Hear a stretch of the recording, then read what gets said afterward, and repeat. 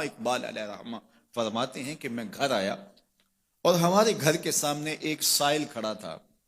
سائل چوں قضائے مبرم ہے، جس طرح قضائے مبرم ہوتی ہے، ٹلتی نہیں ہے، اس طرح وہ ٹلنے والا ہی نہیں تھا. میں نے اس کو لا کہا بابا چلا جا، معاف کر، لیکن وہ ضد کر کے گھر کے دروازے کے اوپر کھڑا تھا. میں لاؤبالی کی عمر تھی تو سکول سے آیا تھا، میرے ہاتھ میں چھوٹی سی چھڑی تھی، تو میں نے اس کے کاسے کے اوپر ماری تو وہ کاسا ٹوٹ کے گر گیا اور اس کے اندر جو سارے دن کی ریزگاری جمع کی تھی وہ بھی بکھر گئی.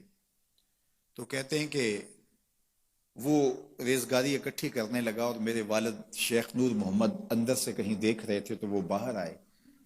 انہوں نے وہ ریزگاری اکٹھی کر کے اس کو دی اور اس کو اور پیسے دیے اور اس سے معذرت کی اور اس کو رخصت کیا اور مجھے بازو سے پکڑ کے اندر لے گئے. اقبال کہتے ہیں میں نے ساری زندگی اپنے والد گرامی کو یوں بلک بلک کے روتے نہیں دیکھا تھا. میرے والد نے مجھے بٹھا لیا اور کہنے لگے کہ اقبال، اگر قیامت کے دن رسول اللہ نے پوچھ لیا کہ تیرا بیٹا فقیروں کے کاسے توڑتا تھا تو بتا میں حضور کو جواب کیا دوں گا. تو کہتے ہیں کہ بس وہی لمحہ میری تربیت کا تھا. بلکہ اقبال پھر ساری زندگی کہا کرتے تھے نام تو از پدر آموختم، حضور آپ کا نام، آپ کی محبت میں نے اپنے باپ سے سیکھی. یعنی حضور کا سامنا کیسے کروں گا؟ اور پھر یہ اقبال کے کلام میں آخر تک یہ چیز آتی ہے کہ کیسے حضور کا سامنا ہوگا.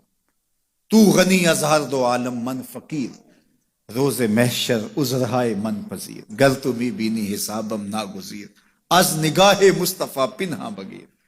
اقبال بھی پھر آخر میں دعا کرتے ہوئے اللہ کی بارگاہ میں عرض گزار ہوتا ہے، مالک تو غنی ہے، میں تیرا فقیر بندہ ہوں، تو مجھے یوں ہی معاف کر دے، میرا حساب نہ لینا. لیکن اگر میرا حساب لینا بڑا ضروری بھی ہوا تو یہ مہربانی کرنا حضور کے سامنے نہ لینا، میں حضور کو کیا منہ دکھاؤں گا. تو یہ فکر ملی کہاں سے؟ یہ باپ کی تربیت سے ملی، یہ ماں کی آغوش سے ملی. تو یہ ماں باپ کی ذمہ داری ہے کہ بیٹا جب کسی کا دل توڑے، جب کسی سے زیادتی کرے تو باپ وہیں اس کا راستہ روکے.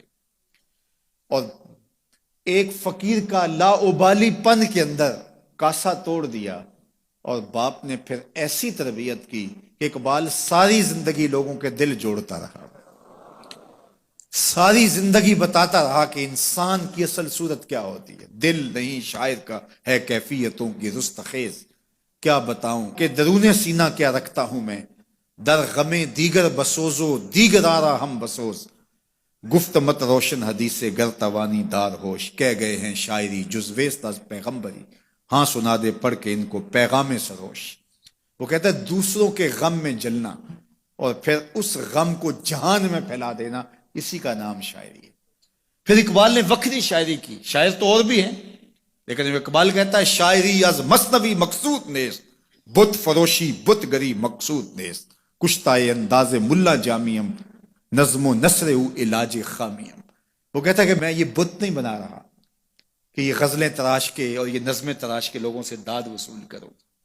بلکہ کسی نے اقبال کو کہا یار کوئی غزل تو سناؤ، تو اقبال رو پڑا، کہا حضور میں اپنے شعروں کی داد قیامت کے دن آپ سے ہی لوں گا.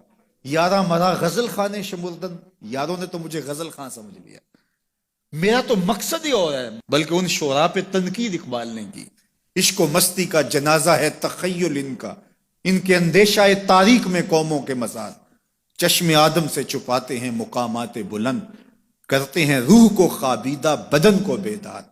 ہند کے شاعر و صورت گر و افسانہ نویس، آہ بیچاروں کے اعصاب پہ عورت ہے سوار.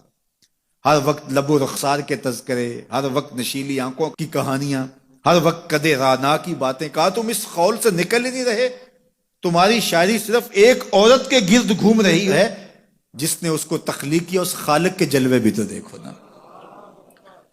تو اقبال پھر اقبال بنتا ہے اور اس کو یہ شعور، یہ آگہی، یہ نور ملتا کہاں سے ہے؟